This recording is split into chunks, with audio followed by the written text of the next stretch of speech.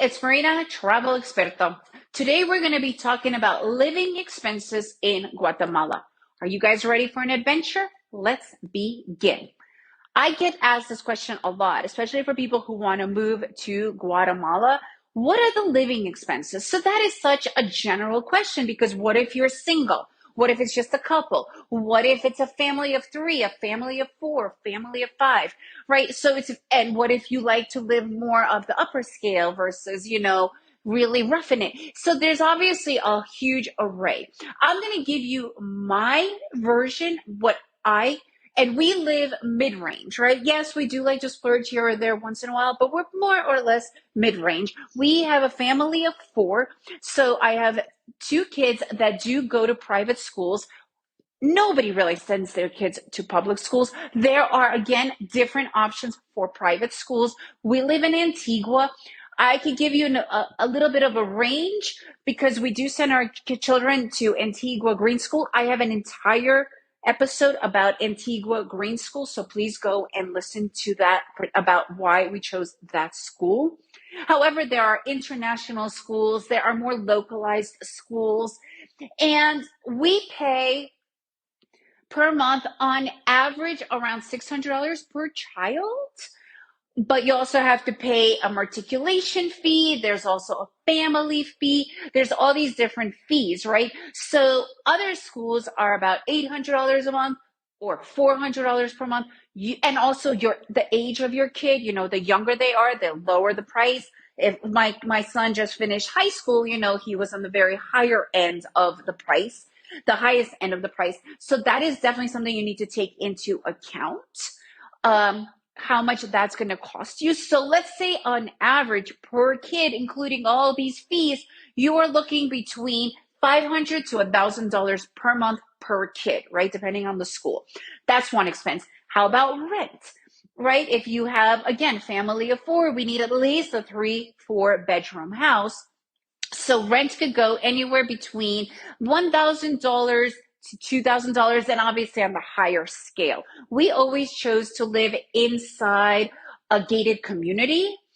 So that's going to be a teeny bit more expensive, obviously, but not that much more. You'll be surprised because the majority of places here are obviously in gated communities. Also, is it furnished, unfurnished? All of these you have to take into account. Are all your expenses included? I have an entire episode about how to find rentals in Guatemala. Make sure you go and listen to that one so you really get an idea of how the rental process works here in Guatemala. So let's say on average, you'll be paying for a family of four, $1,500, including all utilities and expenses, right? So you have to put that into a little box. Do you have a car? Do you have a vehicle? You do need a vehicle in Guatemala for the most part. You would need that, right? So you have insurance. You need to pay for the car. Insurance here is a lot lower than it is in other countries, but you still have to pay it, right? So the insurance, depending on your car age, could be anywhere between between $50 a month to $200 per month, right? So you need to figure that out put that into account. I also have now about food and shopping and, basic necessities. I have an entire episode about that and how you could find the best prices for that. Make sure you go and check out shopping and food in Guatemala episode to get a good idea on that. But to be honest with you, at the end of the day, whenever I do all of my calculations for the month of necessities, food, other things, comes out to between $1,000 to $1,200, okay? And we're vegetarians, so we don't even eat the meat. And we don't buy cheese either. So again, you have to do your own calculations, but on average, let's say it's another $1,000. What if you have a dog? You have to add in again, maybe, it's only $100 per month extra. Depends on the size of your dog. Have that, put that in as well. Health insurance. We have local health insurance.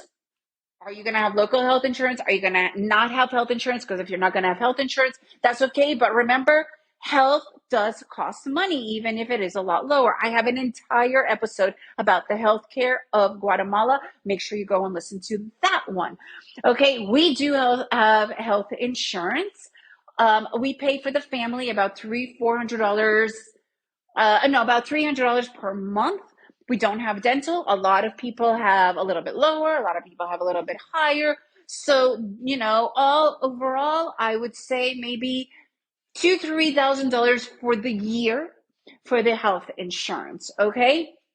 That's another expense that you need to really think about. How about having domestic help? I have another episode fully covering about domestic help in Guatemala. Make sure you go and listen to that one.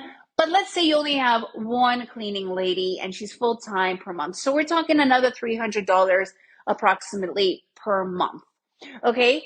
Electricity, well, we already put that into our expenses of the rental. Then what else? What other living expense do you really need? Because besides like the little luxuries of going out to eat, of traveling, I don't really consider those parts of living expenses, right? But just basic stuff, even clothing. So one thing about Guatemala, they have this thing called the pacas. It's used clothing, and they're brilliant. They're brilliant. So that could also be someplace that you go, but those are not really like the overhead basic necessities. So for us to just have basic living, comes out to be almost $4,000 per month, right? We're talking just schools, food, housing, and a few and insurances and a few other extras, right? Oh, and gasoline. Obviously, you have to put that into account. Gasoline, depending how much you drive, you have to put into that to account. Maybe another extra $100 to $200 per month. Gas is super expensive here. It is not cheap. It's always more expensive than it is in the United States. It's probably closer to European prices. So this is something you need to also take into account. Okay, and I'm not talking about if you have health care issues or whatever, like those are the extras. So for my family, our living expenses comes out to be between $4,000 or $5,000 per month regularly. And then if we have any extras, that's on top of that. Okay, if you have any questions more about this, I'm happy to help. You could also go to travelexperta.com, travelexpert with an A.com. And if you enjoyed this episode, please leave me a review and share it with your friends. And remember to make every day an adventure.